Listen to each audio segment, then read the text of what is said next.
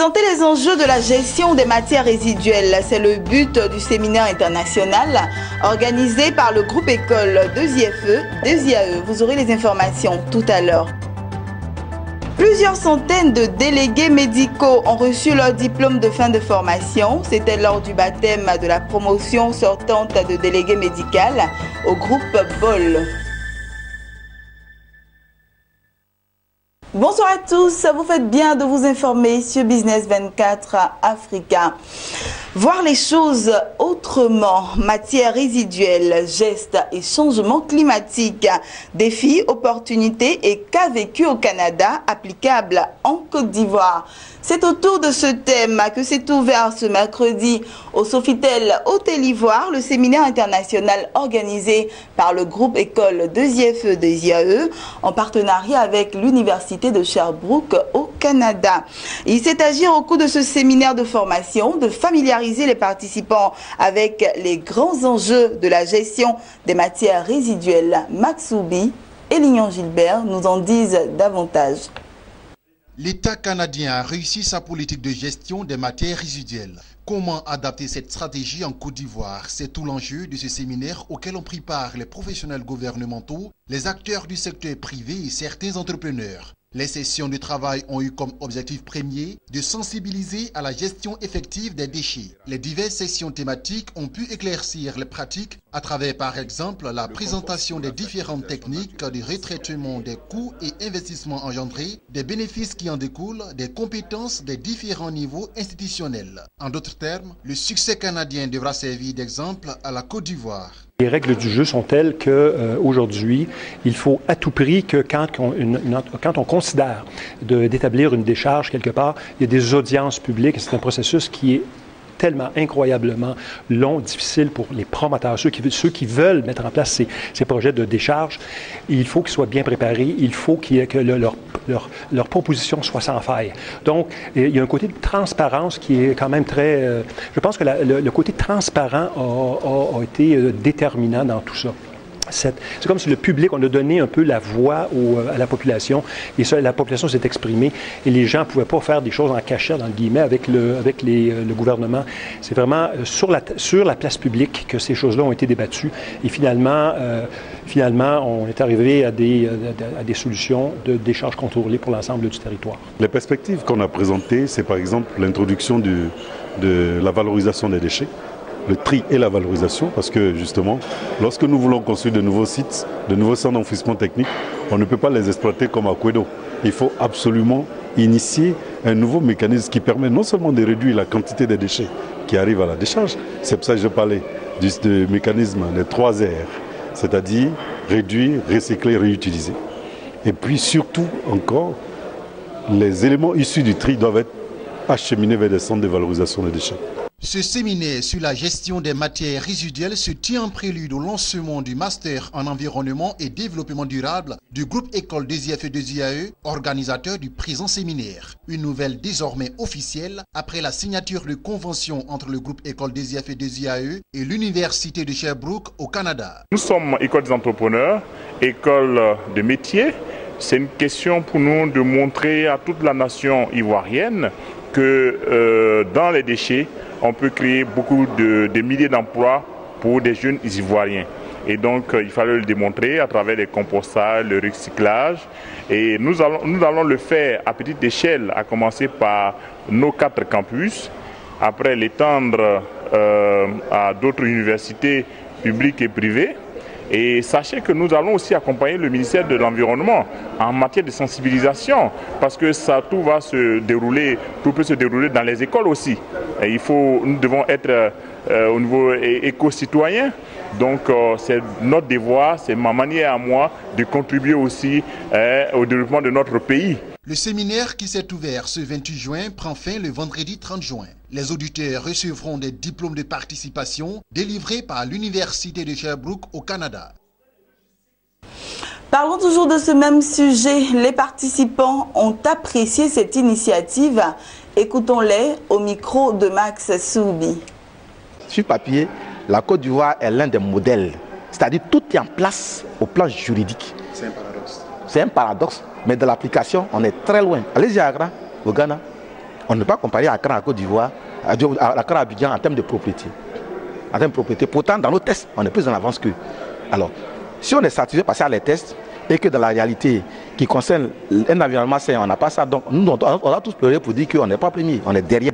Parce que ce qu'on veut, c'est un environnement sain, ce n'est pas les tests qu'on écrit et qu'on n'applique jamais qui est le problème. Tout le monde peut écrire les tests. C'est une très bonne initiative et il faut qu'à ces séminaires, et le ministère et tous les maires de Côte d'Ivoire désignent des gens. Il veut dire qu'il faut élargir les participants, pas seulement un petit groupe, mais il faut que l'État accepte de financer ces gens parce que c'est coûteux. De financer ces gens de formation pour que la population, les représentants des populations ou ceux qui sont leaders d'opinion viennent participer pour qu'ils puissent implémenter ces expériences au niveau de leurs groupes respectifs. Voilà ce qu'on peut dire à ce niveau. Mais nous, on sait que c'est un secteur qui peut créer de l'emploi et nous insistons dessus. Il faut que ce soit bien géré pour que ça crée de l'emploi pour notre jeunesse. En matière de législation, le secteur des déchets est bien formé. Nous avons un code de l'environnement, etc., etc. La Constitution même balise ce secteur. La Constitution garantit un bon cadre de vie aux populations. Donc le cadre institutionnel est là. Il s'agit, n'est-ce pas, de pouvoir mettre en place un beau dispositif afin, n'est-ce pas, de faire bénéficier à ces populations un cadre de vie. Ça passe nécessairement d'abord par le changement des comportements des populations, qui eux aussi sont en partie responsables de ce à quoi nous assistons maintenant, malheureusement. De notre côté, l'État est en train de faire des efforts pour, n'est-ce pas, donner plus de moyens pour gérer les déchets, mais les populations, eux aussi, doivent prendre conscience que c'est eux qui vivent dedans, qui vivent dans ces ordures et qui doivent changer de population. Nous pensons que le problème environnemental, il revient de plus en plus, mais c'est un problème qui intéresse à plus d'un nous qui sommes des formateurs. En principe, nous formons pour qu'on puisse insérer ce que, enfin, les apprenants. Mais quand ils sont formés et qu'ils doivent, par exemple, créer des entreprises, il faut qu'on les forme aussi à un problème environnemental, c'est-à-dire trouver des projets qui puissent s'insérer dans la politique du gouvernement, dans la politique mondiale aujourd'hui, qui est l'environnement, le problème de l'environnement qui revient et qui doivent permettre, par exemple, de pouvoir former plus l'homme, parce que l'homme, en tant que pollueur, et l'homme en tant que créateur d'entreprise, lier les deux. Est-ce qu'il faut créer une entreprise qui pollue et qui tue, ou bien créer une entreprise qui donne la vie? C'est un séminaire qui vient au temps un peu opportun. Et non seulement c'est un moment de pluie qu'on participe à ce séminaire, mais c'est un séminaire qui aussi rentre dans le renforcement des capacités.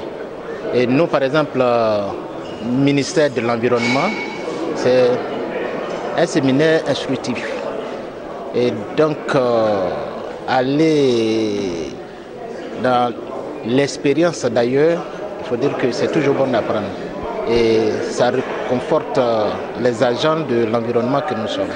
Restons toujours dans l'information, mais cette fois-ci dans le domaine de la santé. Il s'est tenu le week-end dernier au groupe BOL le baptême de la promotion sortante de délégué médical. Ce sont plus d'une centaine de délégués en charge de la promotion des produits pharmaceutiques auprès des professionnels de santé qui ont reçu leur diplôme de fin de formation. Ils sont plus d'une centaine d'étudiants délégués médicaux qui viennent de réussir leur sortie officielle en présence de parents, amis et corps enseignants. 9 mois de dur labeur et d'apprentissage des techniques pharmaceutiques avec en prime la connaissance des médicaments. Un travail de longue haleine couronné par ses parchemins. Après 9 mois de formation qualifiante, le groupe BOL lance officiellement ses délégués médicaux sur le marché du travail. Je vous demande de vous fixer des objectifs personnels dans cette carrière que vous avez embrassée, que vous aimez. Vos efforts dépendront de votre ambition. N'oubliez jamais que le travail d'équipe prime. Quand vous travaillez, travaillez comme si c'est votre champ.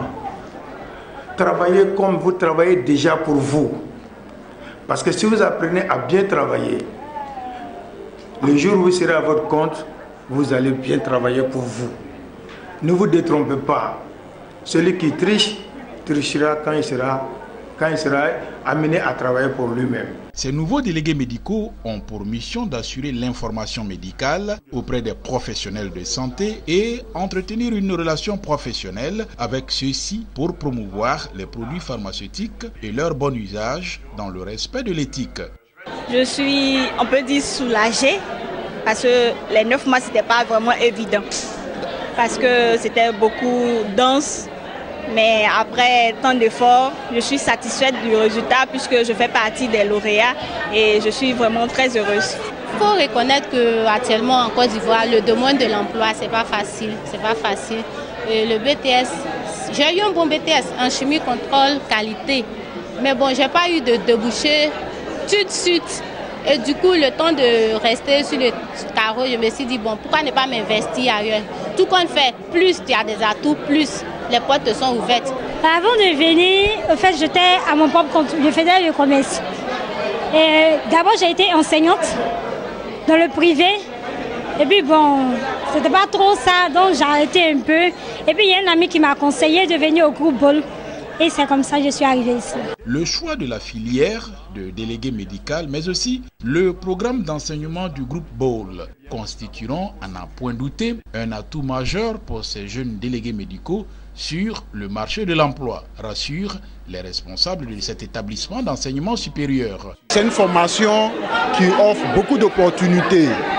Au groupe Ball particulièrement, lorsque vous entrez ici, n'est-ce pas, vous rentrez dans un certain moule, comme on le dit, pour avoir une formation de qualité qui vous permet aujourd'hui de rentrer dans la vie active sans problème. Au groupe Ball, il y a la formation, il y a l'insertion professionnelle parce que nous avons tissé un partenariat avec le maximum d'entreprises de la place. Donc, pas d'inquiétude. Si vous avez un souci, venez au groupe Ball, vous êtes sûr d'avoir une formation non seulement de qualité et une réalité, n'est-ce pas, du milieu professionnel que vous aurez choisi. Tout le monde peut venir faire une formation au groupe Ball. Il n'y a pas de prérequis particulier. Le groupe Ball est un établissement de formation qualifiante, notamment des délégués médicaux, des attachés commerciaux, des caissières spécialisées et des auxiliaires en pharmacie. Le groupe Ball, c'est aussi la formation professionnelle avec les cycles BTS, licence professionnelle et master. Voilà, c'était le compte-rendu de Jérémy Aouré. On poursuit ce journal cette fois-ci avec les informations en bref et en images. Le Fonds monétaire international, FMI, a accueilli favorablement les progrès réalisés dans la mise en œuvre des réformes prévues par le programme économique et financier 2015-2018. Ce programme sans assistance financière du FMI a pour objectif de maintenir une croissance robuste du Sénégal à travers des réformes économiques profondes. On termine avec ceci. Au Kenya, les autorités ambitionnent de récolter 5000 tonnes de thé d'ici 2020 contre 473 000 tonnes produites en 2016. En outre, le gouvernement facilite la participation des petites entreprises de transformation et d'emballage de thé aux salons commerciaux internationaux afin d'accroître les ventes. C'est ici que nous terminons ce journal. Je vous souhaite une bonne suite de programmes sur Business 24 Africa.